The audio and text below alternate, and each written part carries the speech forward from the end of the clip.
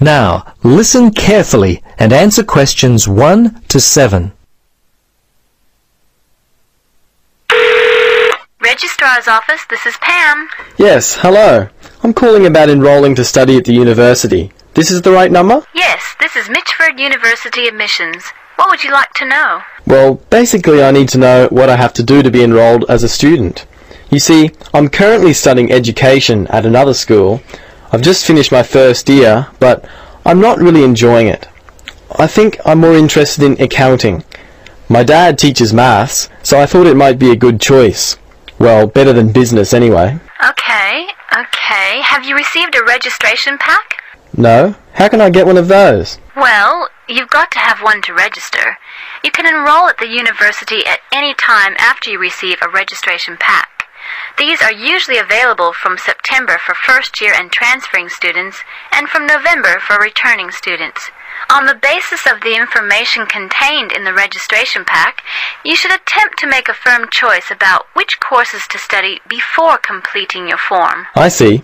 So I've only got a month to get my registration pack in. Can you send me one? Sure. If you are close to a high school, the registration pack and university prospectus are available from the Careers Advisor. Would that be helpful? Well, the closest school's too far away and I haven't got a car.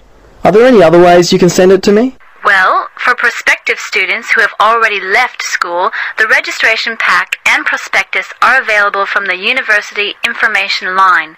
But that might not be of help for you? No, not really. I'll tell you what. Why don't you give me your contact details and I'll send a pack out to you.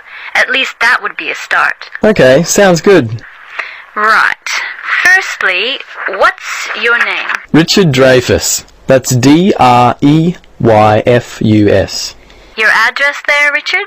Unit 12, 15 Sportsman Avenue. That's S-P-O-R-T-S-M-A-N, Mermaid Beach. 4554. And your telephone? Yes, I won't give you my home. Mobile's best. 0414. Hang on a minute, I don't call myself usually. I think it's 0414 658 339. Yes, that's it. Okay, now, do you have email? Yes, I do. It's Dreyfus, my last name, at igo. That's IGO.com. All lowercase letters, of course. Before you listen to the rest of the conversation, you have some time to look at questions 8 to 10.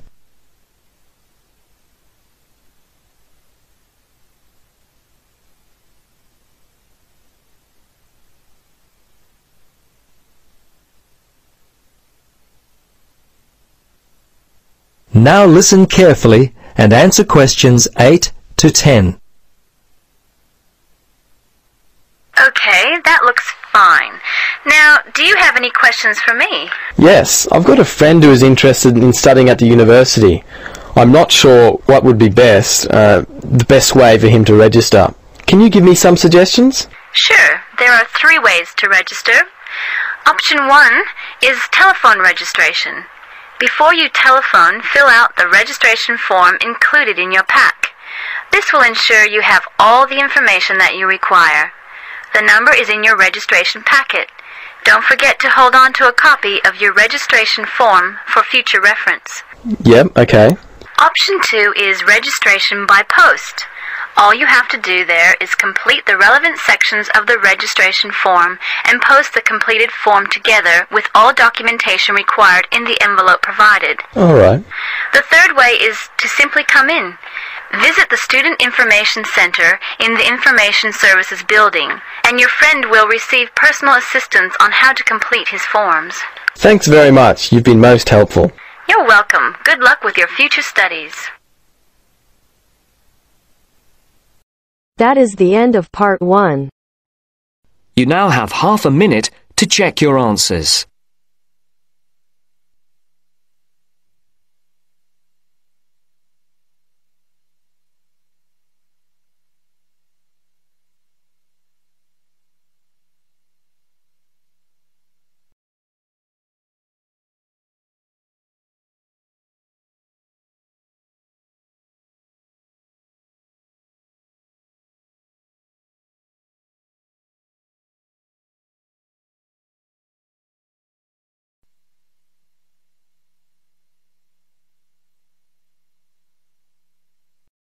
Part 2.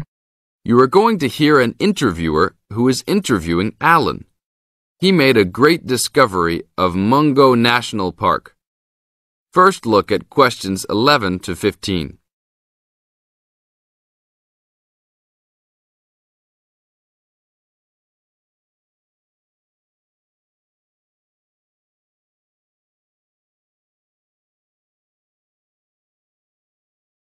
As you listen to the first part of the interview, answer questions 11 to 15.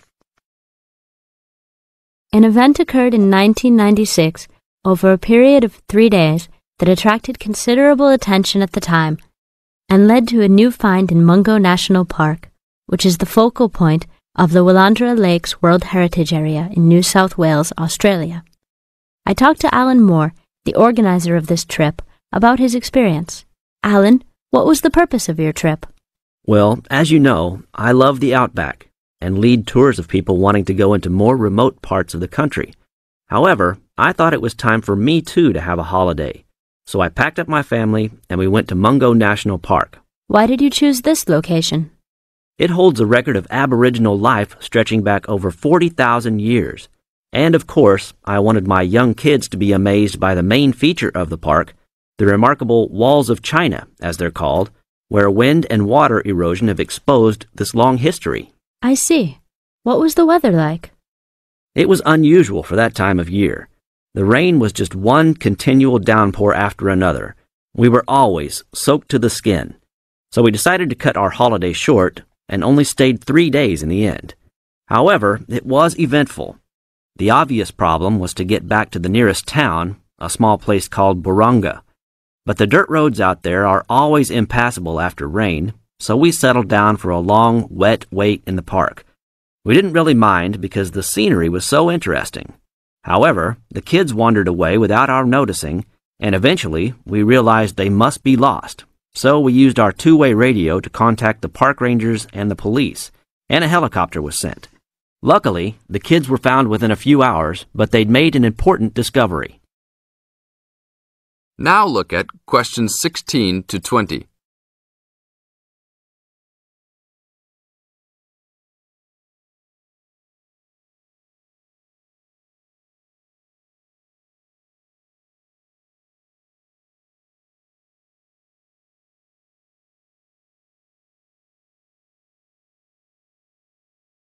As the talk continues, answer questions 16 to 20.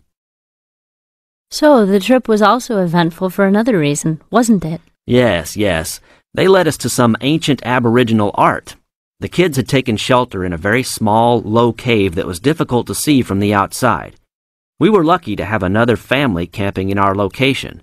When they heard us calling the kids, they immediately helped us search for them, and as the hours went by, they also provided us with much-needed support and encouragement.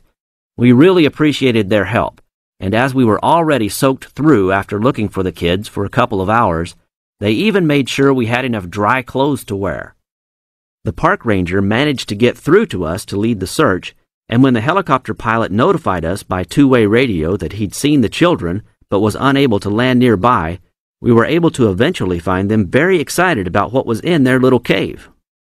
And what did you think of their cave?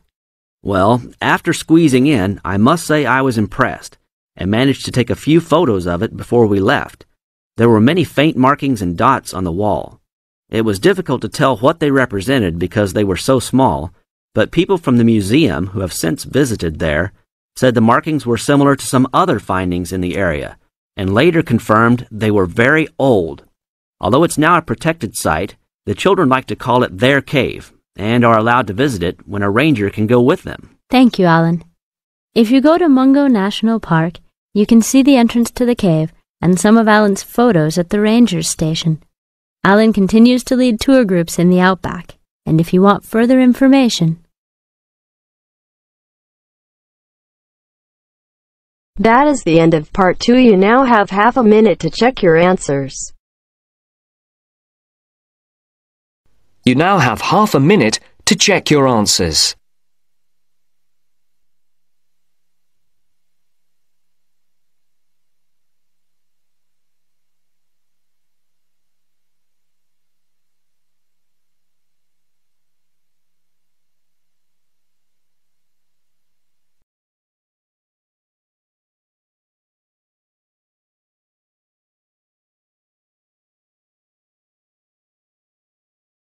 Now turns to part 3.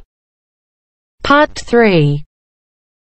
Hear an interview conducted by an interviewer Spiegel with the scientist Peter Piot, who discovered Ebola, a dangerous disease.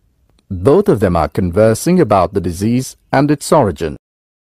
First, you have some time to look at questions 21 to 25.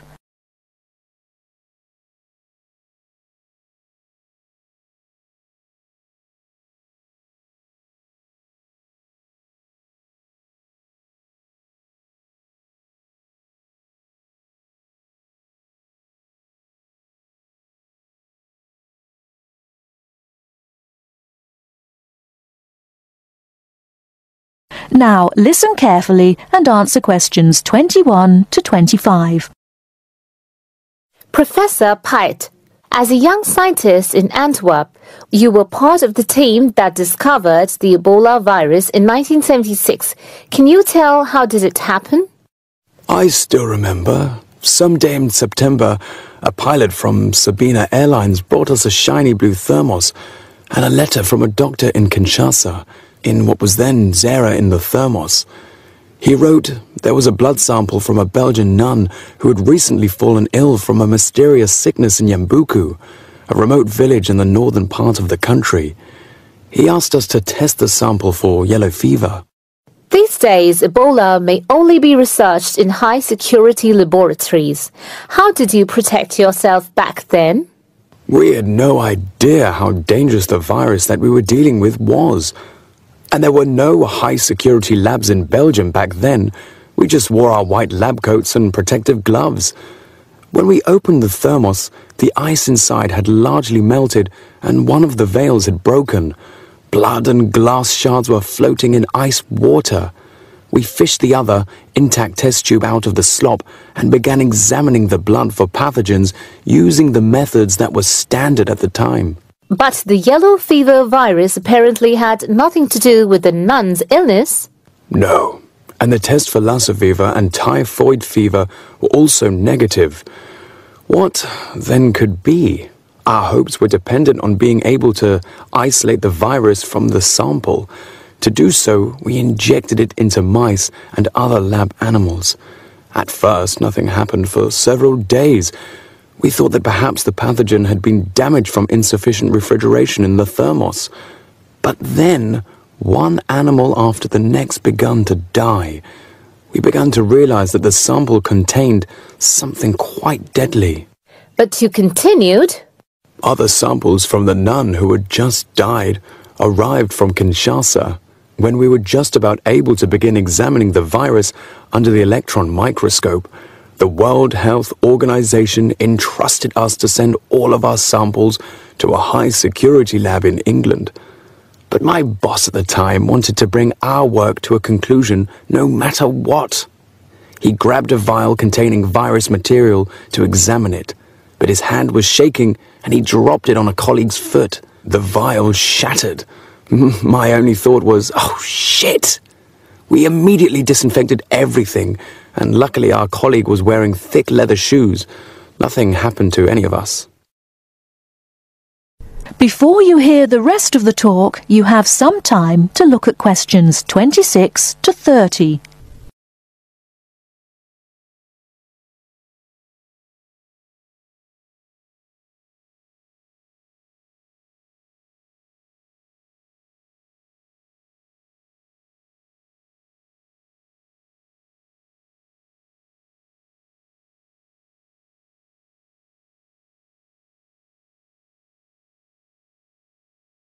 Now listen and answer questions 26 to 30.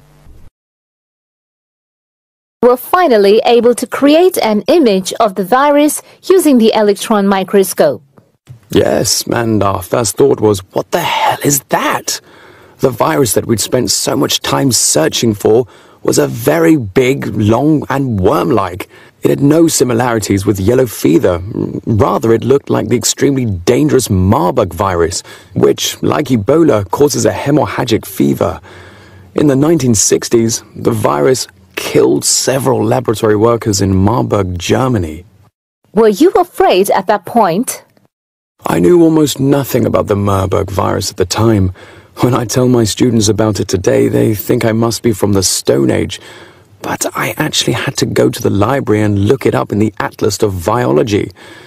It was the American Center for Disease Control which determined a short time later that it wasn't the Marburg virus, but a related unknown virus. Hundreds of people had already succumbed to the virus in Yambuku and the area around it. You were also the one who gave the virus its name. Why Ebola? On that day, our team sat together till late into the night. We had a couple of drinks discussing the question. We definitely didn't want to name the new pathogen Yambuku virus, because that would have stigmatized the place forever. There was a map hanging on the wall, and our American team leader suggested looking at the nearest river and giving the virus its name. It was the Ebola River.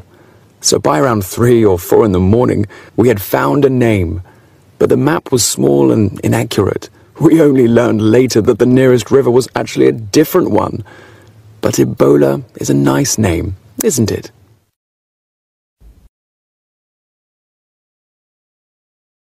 That is the end of part 3. You now have half a minute to check your answers.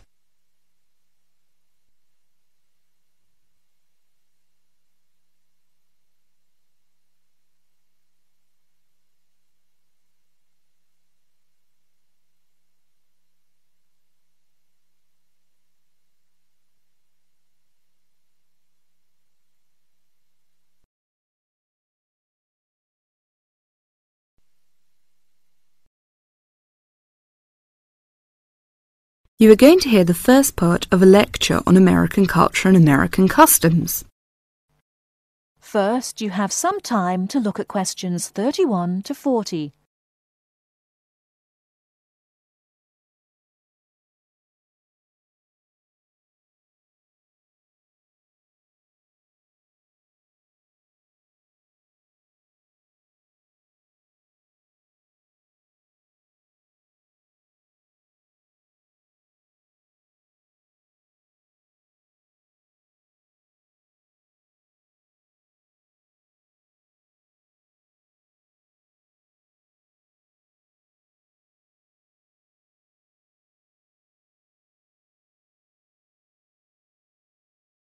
Now, listen carefully and answer questions 31 to 40. Well, last week we talked about American education, and today I'm going to discuss American values, characteristics, personal habits and courtesies. Keep in mind as you are listening to this lecture that your goal is to understand, not to emulate or judge. Just briefly, I'd like to mention that there is a remarkable ethnic diversity in the United States. The population of the USA is about 260 million. 73% of the American population is white, 12% is African American, 8% Hispanic, 3% Asian or Pacific Islanders, and less than 1% American Indian or Eskimo. Many Americans resent generalizations being made about them because Americans see themselves as very unique and individualistic. On the other hand, Americans tend to lump foreigners together into one lot and condescendingly view foreigners as people who are not as intelligent or sensible as Americans. Despite Americans' dislike of generalizations and their ethnocentric point of view, it becomes evident that they are indeed American. Americans value individualism, independence, informality, directness, punctuality, achievement, and competition. Individualism is probably the most highly esteemed value in the American culture and an important key to understanding American behavior. In the historical development of the country, individuality was crucial for survival. If you asked Americans to characterize the ideal person, they would probably use adjectives such as autonomous, independent, and self-reliant. Persons tend to be viewed as individuals rather than as representatives of a family or a group. Here are some examples of how this value affects behaviors. 1. If a group of friends go to a restaurant, everyone wants to pay their own way. In other words, they want to have separate checks and not be someone's guest. 2. In friendships, which seem to initially develop more quickly in the US than in other cultures, the Americans may feel uncomfortable if you give them more help than they need. This is a tendency to draw back and see dependency as weakness. In some ways, the stress on the individual rather than the family or group has led to a more informal society. Sometimes this lack of formality is viewed by members of other cultures as a sign of lack of respect. But that is not the intention in the American value system. This informality is even more predominant on the university campus than in other segments of society. Some ways in which you might see this value expressed in behaviors are: 1. You will generally be on a first-name basis with other students, in spite of any age differences. 2. Dress is very informal on campus. 3. Language is informal and sometimes confusing. Phrases like "see you later" and "drop by any time" are not meant literally. They are informal ways of saying goodbye. Americans are direct. Honesty and frankness are more important to Americans than saving face. They may bring up impolite conversation topics which you may find embarrassing, too controversial or even offensive. Americans are quick to get to the point and do not spend much time on formal social amenities. This directness encourages Americans to talk over disagreements and to try to patch up misunderstandings themselves, rather than ask a third party to mediate disputes. It is particularly interesting to see what behaviors have culturally become associated with straightforwardness. 1. A firm handshake somehow has come to be interpreted as a sign of sincerity. 2. Looking at a person when you speak to him or her gives an indication of honesty. 3. In a question of honesty versus politeness, honesty wins. It is considered better to refuse graciously than to accept an invitation and not go. 4. You will be taken at your word. If you refuse food the first time it is offered, to be polite, it may not be offered again. An American will not know that your initial refusal is politeness. Great value is attached to time in the US. Punctuality is considered an important attribute. As with all values, there are different rules of acceptability in different cultures. In the US, you should be present for school or business appointments at the exact time agreed upon. In social appointments, you can arrive 10 to 15 minutes after the agreed upon time without giving offence. If you are invited somewhere for dinner and are more than 15 minutes late, you will need to offer an apology and an explanation. A phone call explaining you have been detained and will be late will save face for you and patience for the other person. Americans also value achievement and competition. The American style of friendly joking or banter, of getting the last word in, and the quick and witty reply are subtle forms of competition. Although such behavior is natural to Americans, you may find it overbearing or disagreeable. Americans are obsessed with records of achievement in sports, and sports awards are often displayed in their homes. Also, sometimes books and movies are judged not so much on quality, but on how many copies are sold, or on how many dollars of profit are realized. That is the end of part 4.